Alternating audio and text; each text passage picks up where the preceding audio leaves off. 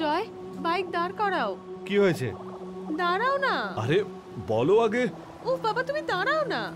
তুমি জানো এখানে পাশেই একটা ভালো কুলের গাছ আছে, সেই কুলগুলো কিন্তু খুব মিষ্টি।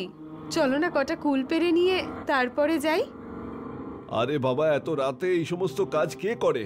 যদি জন্তু জানোয়ার চলে আসে? আমরা কাল সকালে আসবো। কাল না, আমি আজকে এক্ষুনি পারবো। ওকে বাবা, লেটস গো।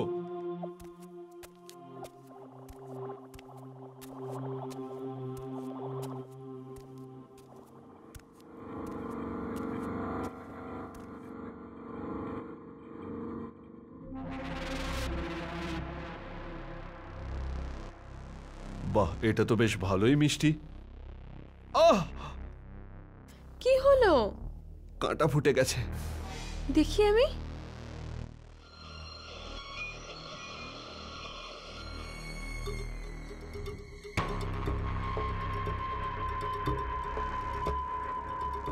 আরে কি হয়েছে তোমার? কি হয়েছে? আরে কি হয়েছে? কি হয়েছে?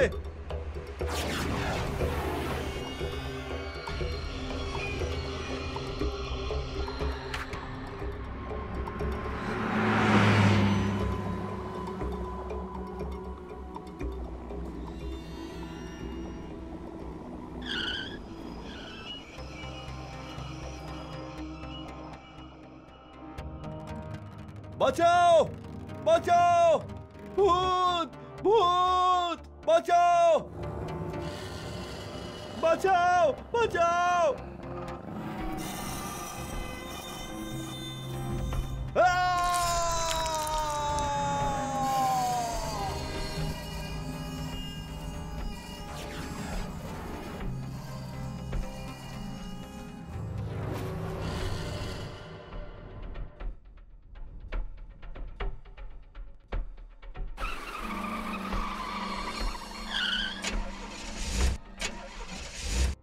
Hello, Montu mechanic. আমার গাড়ি ব্যাংক ম্যানেজার শ্যামবাবুর বাড়ির সামনে বন্ধ হয়ে গেছে।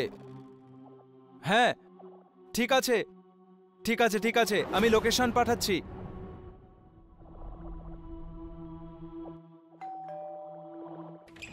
আরে ডক্টর কিশোর, আমার ভাই, এসো এসো, ভিতরে এসো। হ্যাঁ বলো বলো, হঠাৎ আজকে আমার বাড়িতে কি মনে করে এলে? আরে কিছু না শ্যাম, আসলে আমি বাড়ি যাচ্ছিলাম, কিন্তু আপনার বাড়ির সামনে আমার গাড়িটা খারাপ হয়ে গেল, তাই এখানে চলে এলাম। তার মানে গাড়িটা খারাপ না হলে তোমার বন্ধুর বাড়িতে তুমি আসতে না? সেরকম কিছু নয় বন্ধু। তাহলে ব্যাপারটা কি? তোমাকে দেখে চিন্তিত মনে হচ্ছে, কি হয়েছে তোমার?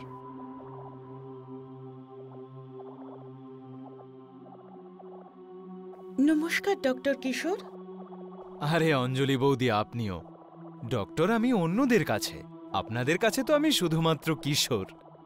সো প্লিজ আপনারা আমাকে কিশোর বলেই ডাকুন।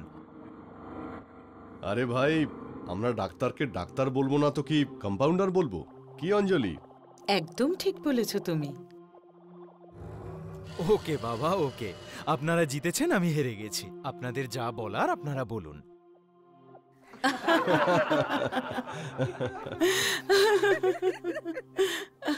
এই না হলে আমার বন্ধু। তবে কিশোর, আমি আর অঞ্জলি তোমার ওপর খুব রেগে আছি। কেন? কেন মানে কি? তুমি আমাদের সঙ্গে দেখা করতেই আসো না। তুমি শুধু ফোন করলেই বলো আজকে যাব, কালকে যাব। কি কি বলি বলুন তো, যবে থেকে আমি সিনিয়র ডক্টর হয়েছি অন্যদের সাথে দেখা করা তো দূরস্থ, ঠিকমতো খাওয়া দাওয়া করারও সময় পাচ্ছি না। তার উপর আবার অপারেশনের এত কেস, একটুও সময় নেই। বাবা, মা।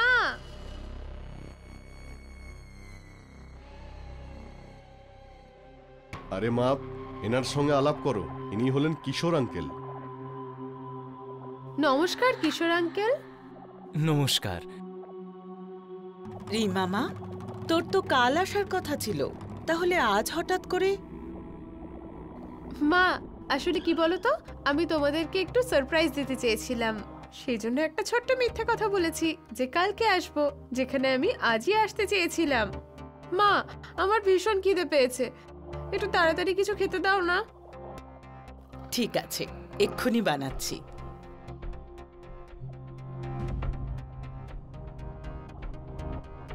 শ্যাম, এই মেয়েটিকে? আপনার মেয়েকে তো ছোটবেলায় আপনি আর অঞ্জলি বৌদি মেরে দিয়েছিলেন, তাই না? না ভাই, আমাদের সাহস হয়নি একটা ছোট্ট মেয়েকে মেরে ফেলার। শ্যাম, আপনারা সেদিন এই মেয়েটিকে না মেরে খুব বড় ভুল করে ফেলেছেন। কিন্তু ভাই, কাউকে মেরে ফেলাও তো পাপ। হ্যাঁ, কিন্তু শয়তানকে মারা কোনো অপরাধ নয়। দেখো, ও হলো আমার আর অঞ্জলির একমাত্র মেয়ে, আমাদেরই রক্ত। আর মা বাবা নিজের মেয়েকে কি করে মারতে পারে? এটা ভুলে যাবেন না, ও আপনাদের মেয়ে হওয়ার আগেও একটা শয়তান বেড়াল। ভুলে গেছেন? ও জন্মাবার আগে আপনার বাড়ির আশেপাশে দিনরাত বেড়াল ঘুরে বেড়াতো, বেড়াল কাঁদতো। তখন আমিই তো বলেছিলাম যে বেড়ালদের 9টা জীবন হয়, কিন্তু কোনো বেড়াল যদি তার আগের 8টা জীবন সে সম্পূর্ণভাবে কাটিয়ে ফেলতে পারে, আর সেই সময় সে যদি অসুস্থ হয়ে কিংবা অ্যাক্সিডেন্টে না মারা যায়, তাহলে তার শেষ জন্ম মানে 9ম জীবন একজন মানুষ হিসেবে সে কাটায়। আর একবার তার মুখে যদি মানুষের রক্ত লেগে যায়, তাহলে সেই ভূত বেড়াল সেজে মানুষ শিকার করতে থাকে। আর দুর্ভাগ্যবশত আপনাদের মেয়ে এমনই একজন বেড়াল, আর তার মুখে রক্ত লেগে গেছে। মানে আপনি কাল বলেছিলেন না যে আমি এত চিন্তিত কেন? শুনুন, এটাই হলো আপনার মেয়ের সত্য। তুমি বলছো তুমি অন্ধকারে ওকে ভালো করে দেখতেই পাওনি, তাহলে তুমি শিওর হয়ে কি করে বলছো যে ও রেবাই ছিল? মুখ হয়তো দেখতে পাইনি, কিন্তু ওর পরে থাকা পোশাক আমি দেখেছি। আর সে ঠিক ওরকমই পোশাক পরেছিল যেরকমটা রেবা পরে আছে এখন। আমি তোমার কথা বিশ্বাস করি না। আমার মেয়ে কাউকে মারতেই পারে না। দেখুন বন্ধু, আমি আপনার ফিলিংসটা বুঝতে পারছি, কিন্তু যা সত্যি সেটা সত্যি। সম্ভব হলে ওকে ছেড়ে দূরে কোথাও চলে যান। কাকে ছেড়ে দূরে যাওয়ার কথা বলছো তুমি কিশোর আঙ্কেল? কারোর সাথে তো না মা। এই নাও, তোমাদের জন্য রইল গরম গরম আদা দেওয়া সুন্দর চা। এবার আমি চললাম কিচেনে মাকে একটু সাহায্য করতে। বন্ধু, আপনার মেয়ে যদি আমাদের কথা শুনে ফেলে তাহলে অনর্থ হয়ে যাবে। তুমি টেনশন নিও না, ও নিশ্চয়ই শোনেনি। তুমি চা খেয়ে নাও। ক্ষমা করবেন বন্ধু, আমায় এখন যেতে হবে। বাঁচাও! বাঁচাও!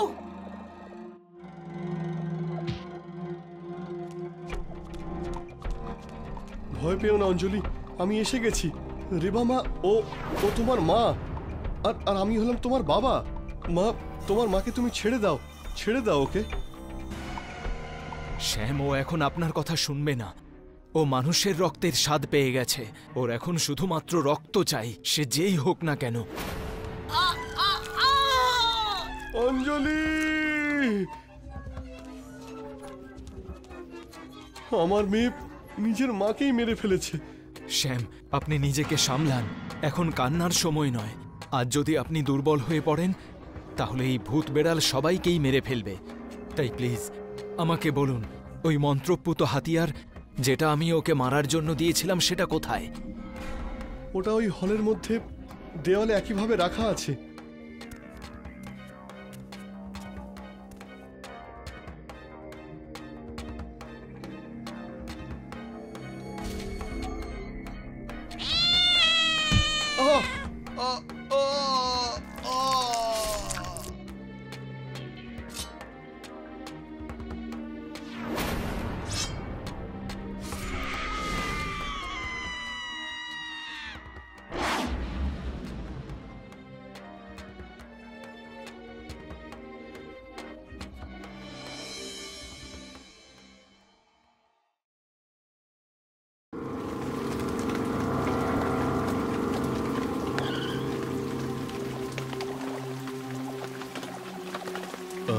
ম্যানেজার, ডিসিবি এখনো এলো না কেন?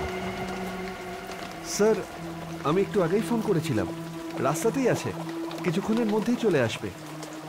গত 1 ঘন্টা ধরে তুমি আমাকে এই কথাই বলে যাচ্ছ। তুমি খুব ভালো করেই জানো 3 দিনের মধ্যে যে কোনো ভাবেই ওকে বিল্ডিংটা ভাঙতেই হবে। তাও তুমি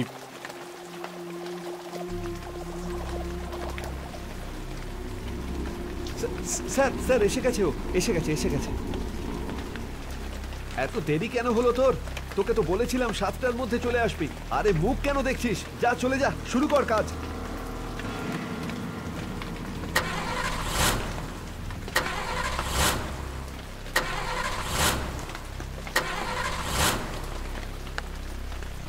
আরে ম্যানেজার, তুমি পুরনো জেসিবি কেন আনিয়েছো? না স্যার, এটা পুরনো নয়, এটা একদম নতুন জেসিবি। নতুন হলে এখনো স্টার্ট হচ্ছে না কেন? আরেকটা জেসিবি নিয়ে এসো।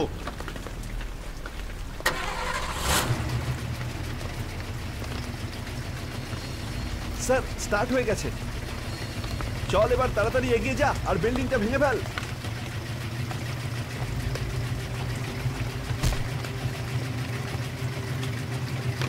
তো মনে হচ্ছে গাড়িটা অপারেট করতেই পারে না। স্যার কিন্তু আরেকটা জেসিবি নিয়ে এসো।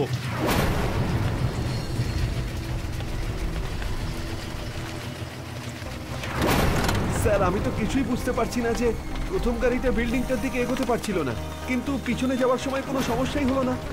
এবার এই জেসিবিটার সঙ্গেও একই জিনিস হচ্ছে। শ্রমিকদের ডাকো। হ্যাঁ হ্যাঁ স্যার। হ্যালো লক্ষণ।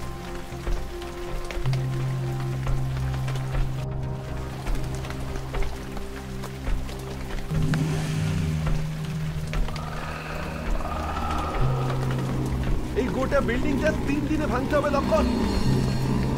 চিন্তা করবেন না স্যার, 3 দিন দূরের কথা, 3 ঘন্টার মধ্যে ভেঙে দেব। আরে বড় বড় কথা না বলে যদি এই গোটা বিল্ডিংটা 3 দিনের মধ্যে ভাঙতে পারিস না, তাহলে স্যারকে বলে তোদের আমি 4 দিনের টাকা দেবো। এবার তোরা কাজে লেগে পড়। আরে চল ভাইয়েরা, কাজটা শেষ করে দিই।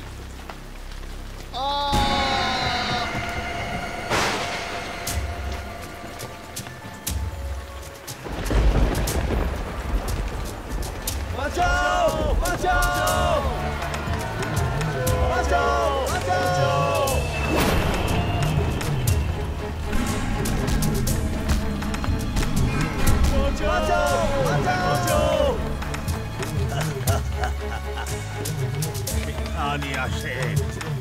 আজকের পর এই বাড়িটা যদি কেউ আবার ভাঙবার চেষ্টাও করে, তাহলে শুনে রাখো একটা কথা, সবার হাড়গোড় এমন ভাবে ভাঙবো দুনিয়ার কোনো ডাক্তার সেই হাড় আর জুড়তে পারবে না।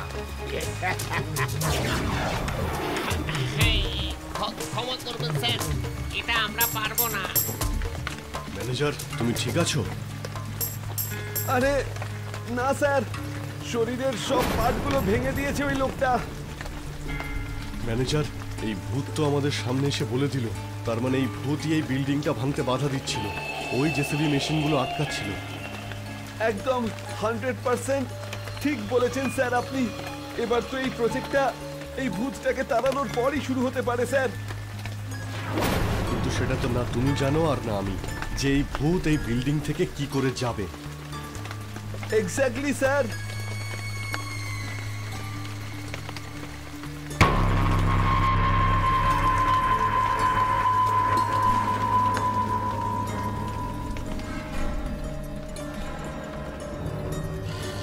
স্যার স্যার, একজন তান্ত্রিক বাবার খোঁজ পেয়েছি স্যার। উনি 100% গ্যারেন্টির সঙ্গে ভূত তাড়াতে ওস্তাদ। কতক্ষণের মধ্যে আসবে সে? স্যার ডেকে নিয়েছি, বাবা বাইরেই বসে আছে। গুড, ওনাকে ভেতরে ডাকো। হ্যাঁ স্যার।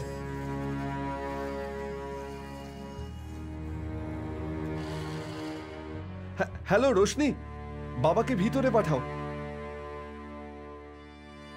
বাবা, আমার ম্যানেজার বলল যে আপনি ভূত তাড়াতে পারেন। আমি তাড়াই না, উপরওয়ালা শক্তি তাড়ায়, আমি তো নিমিত্ত মাত্র। কত টাকা নেবেন আপনি ভূত তাড়াতে? 5 লক্ষ। আরে বাবা, আপনি জানেন 5 লাখ টাকা মানে কত? কখনো দেখেছেন? ডান, ভূত তাড়িয়ে দিন, 5 লাখ টাকা আপনাকে দেব। আরে স্যার কিন্তু। গাড়ি বের করো।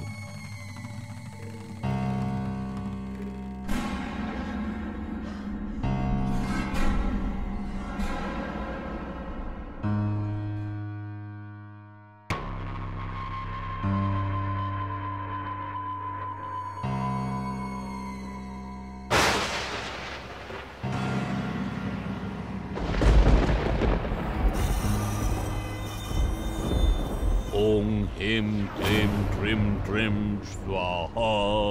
আপনারা দুজনে এখানেই থাকুন, ভেতরে আমি একা যাব। আপনারা গেলে আপনাদের বিপদ হতে পারে। হ্যাঁ বাবা, যেমনটা আপনি বলবেন।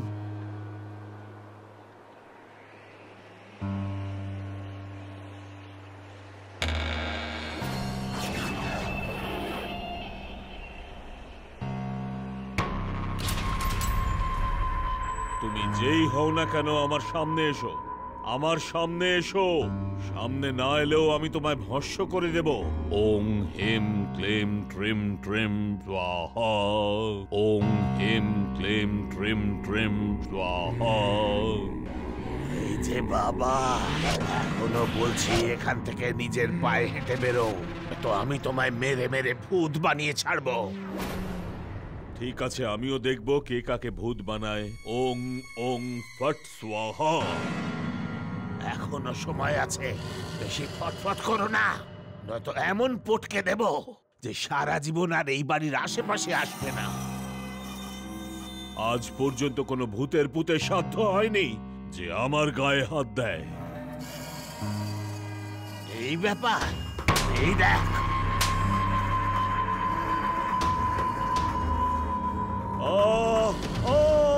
আরে আরে, এসব কি করছো ভূত তুমি?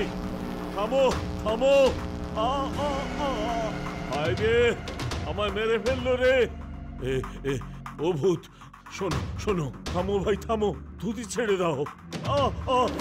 আরে ধুতি ধরে টানছো কেন? ধুতি ছেড়ে দাও।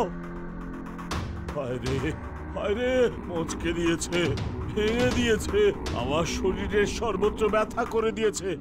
ক্ষমা করে দাও বাপরা, এই ভূত এই বাবার বশীভূত হবে না। কি হয়েছে তোমার? খুব চিন্তিত মনে হচ্ছে। আমাদের পুরনো বাড়িটায় যে ভূত অধিকার করে রেখেছে সে ওটাকে ভাঙতে দিচ্ছে না। আমি এটা নিয়ে খুবই চিন্তিত, কিন্তু ওটা ভাঙতেই হবে। আমি একটা কথা বলি, আমাদের পুরনো বাড়িতে যে ভুতুরে শক্তি আছে সেটা কিন্তু খারাপ নয়, কারণ যেই ওই জায়গাটায় যাক না কেন ভূত তাকে প্রাণে মারে না, বরং শুধু মেরে মেরে তাড়িয়ে দেয়। আমার কথা শোনো, ওর সাথে গিয়ে কথা বলো, হয়তো কোনো উপায় বেরোবে।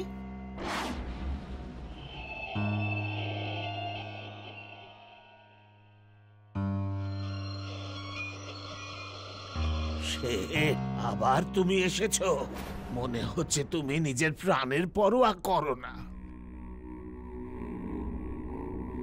জীবন চলে গেলে যাক, কিন্তু এই বাংলো ভেঙে প্রজেক্ট করতেই হবে, আর আমি এটাকে সফল করবই। আর আমি এই বাড়ির জায়গায় অন্য কিছু তৈরি হতে দেখতে পারবো না। আমি এই জায়গাটাকে ভালোবাসি। চলে যাও তুমি শেঠ। আমি চলে যাব, কিন্তু তুমি আমার কথা একবার মন দিয়ে তো শোনো। আমি জানি তুমি খারাপ ভূত নও, প্লিজ, কিন্তু একবার আমার সামনে এসে আমার কথাগুলো শোনো, তারপর তুমি যা বলবে তাই হবে। শেঠ, আমাকে এত অনুরোধ করবার কোনো দরকার নেই। বলো কি কথা বলবে। আমি এটা জানতে চাই যে আপনি কেন এই বাড়িটাকে ভাঙতে দিতে চাইছেন না। আরে বাড়িটা তো আমারই। শম্ভুরামকে চেনো তুমি? শম্ভুরাম? আপনি শম্ভু কাকার কথা বলছেন না তো? হ্যাঁ, তার কথাই বলছি আমি। আমি ওনাকে কি করে ভুলতে পারি? উনি তো আমাদের কেয়ারটেকার ছিলেন। আমার ছোটবেলা তো ওনার কোলেই কেটেছে, আর আমি তো ওনার কাঁধে চড়ে পুরো শহর ঘুরে বেড়াতাম। কিন্তু যখন আমার 9 বছর বয়স হলো, তখন বাবা আমাকে পড়ার জন্য বিদেশে পাঠিয়ে দেন। তারপর ওনার সঙ্গে আর কোনোদিনও দেখা হয়নি। কিন্তু ভূত বাবা, আপনি ওনার ব্যাপারে কেন জিজ্ঞেস করছেন? তাহলে শোনো ছোট মালিক, আমি তোমাদের সেই শম্ভু কাকা। মৃত্যুর পরেও আমি আমার দায়িত্ব পালন করছি। আমি আপনার মনের অবস্থা বুঝতে পারছি শম্ভু কাকা, কিন্তু এই কাজ আমি নিজের স্বার্থের জন্য করছি না শম্ভু কাকা। আমার একটা জায়গা আছে, আর কয়েকজন সেই জায়গাটা দখল করে রেখেছে। আমার বিজনেস পার্টনারেরা তাদের সরাতে চাইছে, কিন্তু আমি চাই যে ওদের মাথায় যেন ছাদ থাকে। সেই জন্য এই জায়গাতে আমি তাদের বাড়ি করে দিতে চাই। আমার পরিস্থিতি এখন এমন নয় কাকা যে আমি অন্য জায়গাতে জমি কিনে তাদের জন্য বাড়ি করে দিতে পারি। বাবার হঠাৎ করে একটা অ্যাক্সিডেন্টে মৃত্যু হওয়াতে তার অত টাকার কোনো হিসেবই নেই আমার কাছে। সেই জন্য প্লিজ আমাকে এই কাজটা করতে দিন। তুমি তো আমায় কাঁদিয়ে ছাড়লে ছোট মালিক। যদি আমি আগে জানতাম যে একটা ভালো কাজের জন্য বাড়িটা ভাঙছো, তবে আমি তোমায় বাধা দিতাম না। আমায় ক্ষমা করে দাও, আমি এখান থেকে চলে যাব। কিন্তু তার জন্য তোমাকে আমায় গত 20 বছরের স্যালারি দিতে হবে। স্যালারি? আমি মজা করছিলাম। মন দিয়ে শোনো ছোট মালিক, আমি ভালোভাবে জানি তোমার বাবা এই শহরের বড় দুটো ব্যাংকের লকারে তার প্রতিটি পাই পয়সার হিসেব রেখে গেছেন। যাও গিয়ে নিয়ে নাও। আপনি কি করে জানলেন? বড় মালিক আমায় সব বলেছেন। হয়তো এই আজকের দিনটার জন্য আমি চললাম। সর্বদা সুখে থেকো। শম্ভু কাকা, আমি আপনাকে কথা দিচ্ছি, এই জায়গাতে আমার বাবার মূর্তির সঙ্গে সঙ্গে আপনারও মূর্তি গড়ব আমি।